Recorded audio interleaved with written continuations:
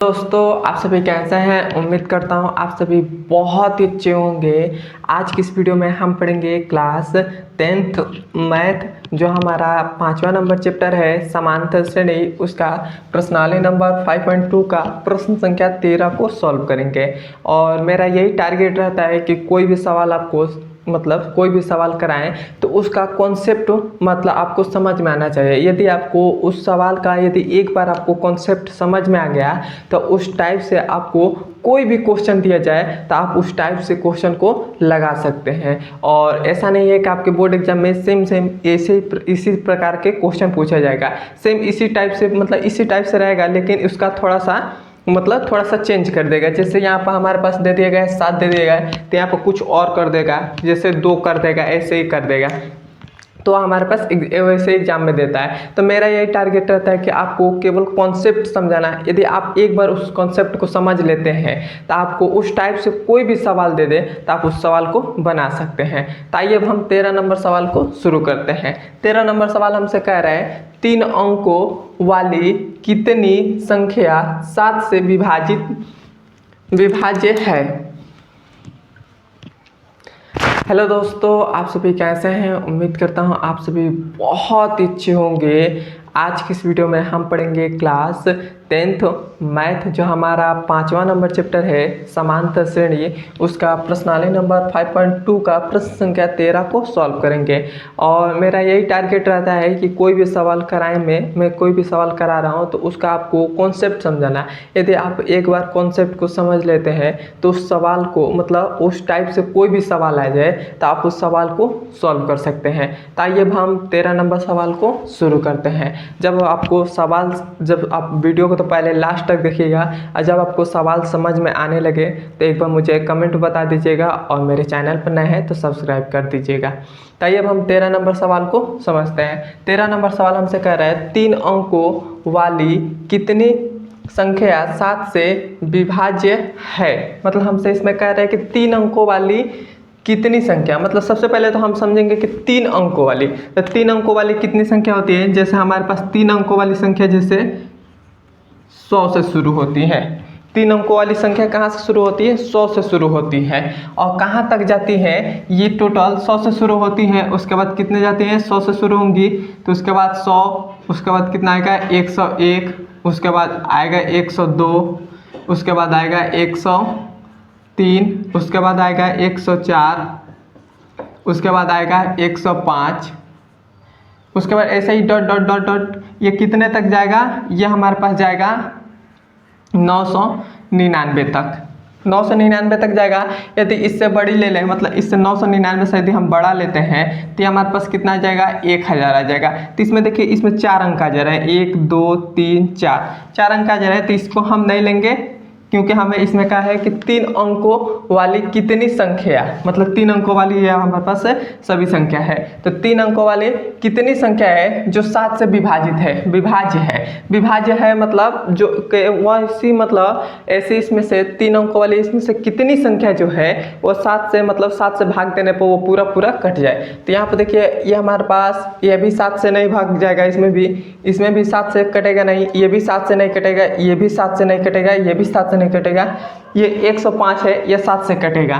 कैसे 7 से कटेगा? जैसे देखिए 105 है और इसमें हम 7 से भाग दे रहे हैं, तो ये देखिए कितने बार में जाएगा? 7 एकने 7, और 10 में से 7 चला गया तो 3 बचा, 3 इसमें जाएगा तो 7 बच्चे 35 हो जाएगा, 3 इसमें जाएगा तो 35 हो जाएगा, तो 7 बच्चे 35, तो ये 15 बार में कट जा रहा है। तो हमारे पास 3 अंकों वाली 7 से विभाजित होने वाली यहाँ से संख्या शुरू हो रही है। तो हम इसको यहाँ पे लिख लेते हैं, जैसे 105 है तो 105, उसके बाद इसमें से हम 7 जोड़ेंगे तो इसका अगला वाला संख्या कौन से आ जाएगी? तो इसका अगला वाला संख्या आ जाएंगे 5, हमारे पास आ जाएंगे 112 आ जाएंगे,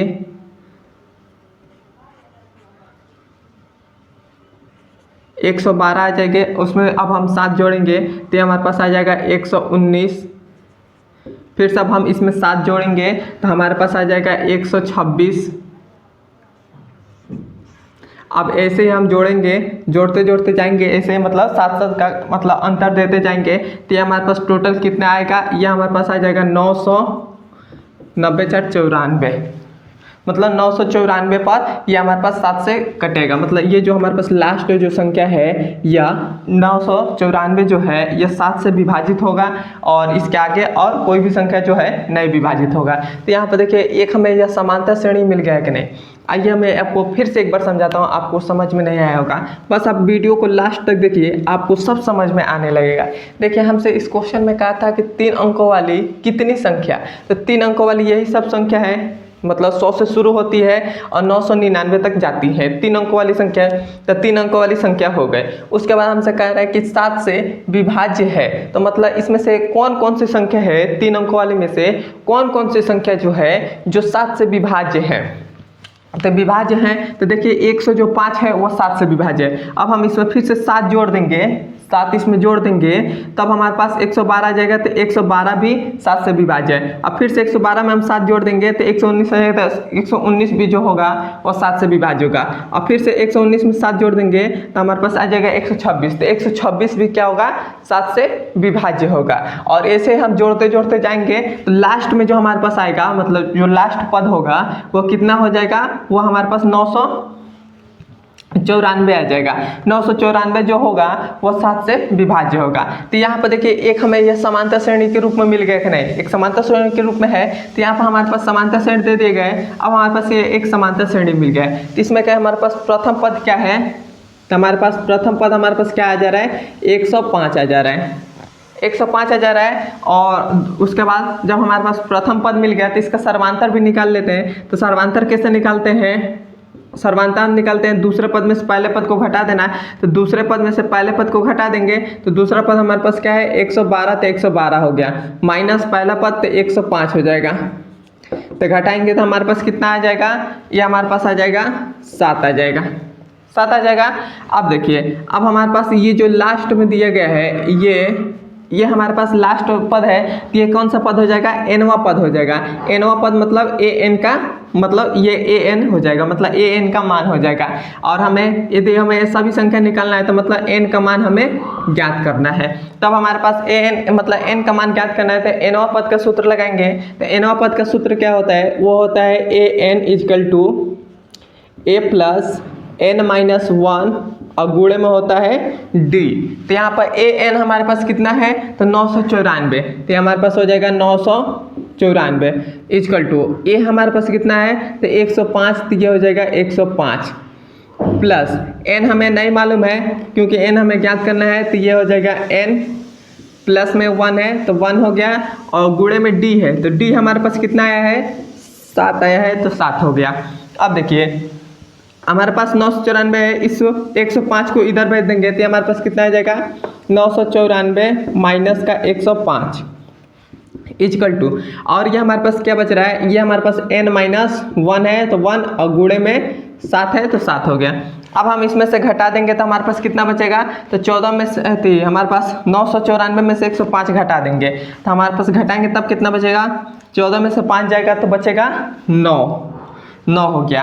अब 8 में से 0 घटाएंगे तो हमारे पास 8 ही हो जाएगा और 9 में से 1 घटा देंगे तो 8 हो जाएगा। तो 889 आ जाएगा। अब हमारे पास 889 आ गया। अब देखिए ये हमारे पास हो जाएगा इजकल टू, अब ये हमारे पास n माइनस n प्लस 1 और गुणे में 7 है, ये हमारे पास गुणे में 7 है। यदि हम इजकल टू के इसको इधर भेज दें, चाहे हम इसको एक और मतलब एक और स्टेप ले रहे हैं, तो ये हमारे पास हो जाएगा n प्लस 1 और गुणे में हो जाएगा 7, ये हमारे पास हो गया।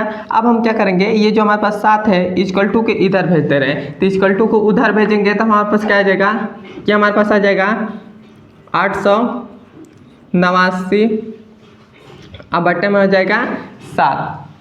889 बट्टा में 7 हो गया, क्योंकि ये गुणा में था तो इधर जाएगा तो भाग में हो जाएगा, और ये हमारे पास हो जाएगा n माइनस 1। अब हम इसको कटाएंगे तब देखिए कट रहा है कि नहीं, तो ये देखिए 7 एक 7 और 7 एक 7, एक बचा तो इसमें जाएगा तो ये हो जाएगा 18, तो 7 दूना 14 और 7 दूना 14, 15 16 17 18, 4 बच रहा है तो इसमें 4 जाएगा तो ये हो जाएगा 49, तो ये हो जाएगा 7 7 49, तो हमारे पास टोटल 127 बार में कट जाएगा। तो 127 बार में कटेगा और ये हो जाएगा n माइनस 1 तो ये हमारे पास कितना आ जाएगा, इस 1 हमारे पास माइनस में इधर जाएगा तो क्या हो जाएगा, प्लस में हो जाएगा। तो यहाँ पर 124 लिख दिए, 127 हो जाएगा। और ये हमारे पास हो जाएगा 127, माइनस में इधर जाएगा तो क्या हो जाएगा, प्लस में हो जाएगा। और 1 इक्वल टू में हो जाएगा n है तो n हो गया। तो हमारे पास कितना आ जाएगा, 128 इक्वल टू में n। तो हमारे पास मतलब 128 जो पद है, मतलब इससे हमारे पास ऐसे ही 128 पद जो है वह 7 से विभाजित है, मतलब 3 अंकों वाली 128 पद है जो 7 से विभाजित हो सकती है। और ये हमारा आंसर आ गया। क्लियर है यहाँ तक आपको समझ में आया तो एक बार मुझे कमेंट में बता दीजिए। अब देखिए, अब तो हमारे पास ऐसे मतलब 3 अंकों वाले हमने तो निकाल लिया।